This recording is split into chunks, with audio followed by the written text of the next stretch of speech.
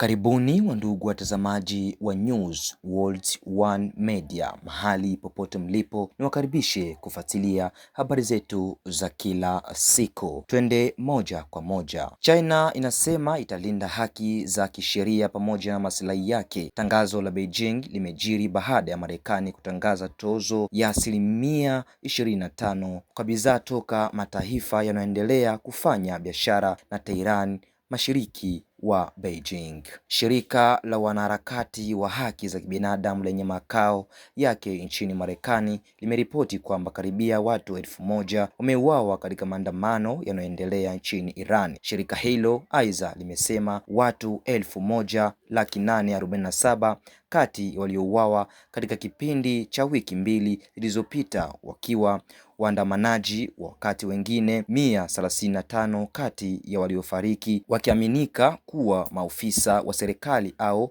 wanaoegemea upande wa serikali. Kiongozi wa kanisa Katoliki duniani Papa Leo wa 14 anatarajiwa kufanya ziara yake ya kwanza barani Afrika kwa kuzuru Angola, ambapo pia anatarajiwa kutembea Algeria. Rais wa Afrika Kusini Cyril Ramaphosa amesema bara la Afrika ndilo linaendelea kubeba mzigo mkubwa wa hatari za mabadiliko ya hali ya hewa, wakati linachangia kidogo sana kwenye uchaguzi wa hewa.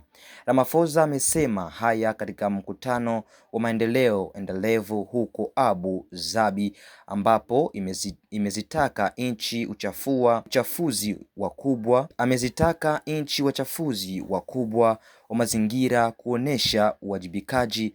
Kauli yake imekuja siku chache kupita tangu Marekani, mchafuzi mkubwa wa tabaka la hewa, itangaze kujiondoa kwenye mkataba muhimu ya kimataifa kuhusu hali ya hewa. Rais wa Marekani Donald Trump hapo jana jioni alionya kuhusu kuchukua hatua kali dhidi ya Iran, hatua ambazo hata hivyo hakuziweka wazi, wakati huu waandamanaji zaidi wakiripotiwa kuuawa na vyombo vya usalama vya Tehran, pamoja na kukosolewa na jumuiya ya kimataifa kwa namna ambayo mamlaka zimekuwa zikibaliana na waandamanaji. Rais Trump amekutuma ujumbe huu kwa raia wa Iran. Rais Trump ametuma ujumbe huu kwa raia wa Iran. Jumatatu ya wiki hii, Tehran ilionya dhidi ya kile ilidai waandamanaji waliotumwa kufanya vurugu nchini humo, ikitishia kuwanyonga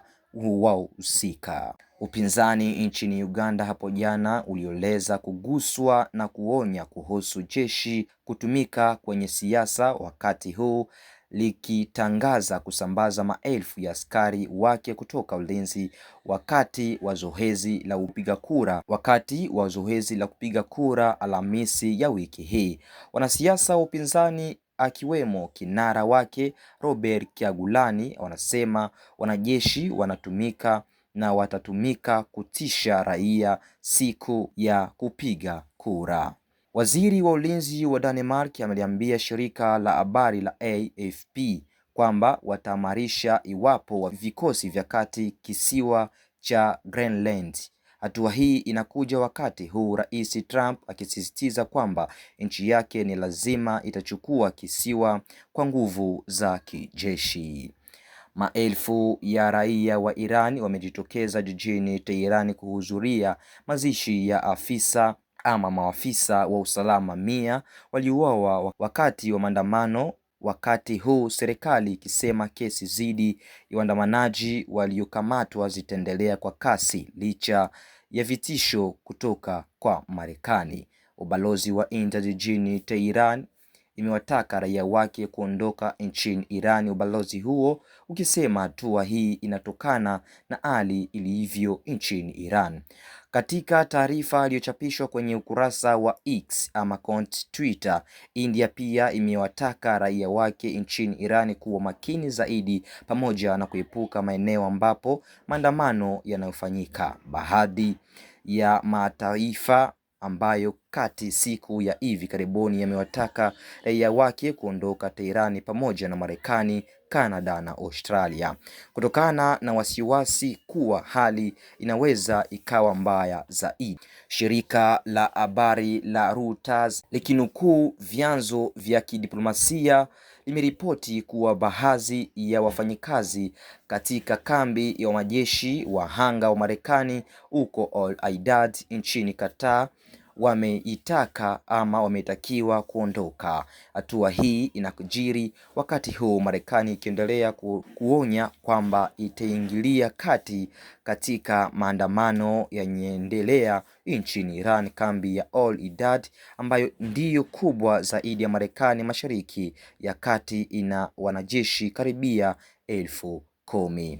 Na ndugu wapenzi watazamaji wa News World One Media, niseme asante ambao mlikuwa nasi mwanzo mpaka mwisho hivi wa taarifa hii ya habari. Mimi ni wako mtangazaji wa Zam Venker Ngale Musa. Kwa mengi zaidi unaweza kutanikia kwenye comment, lakini pia usisahau kushare na kusubscribe ili wa kwanza kupata video zetu. Hii ni News World One Media kisema asante.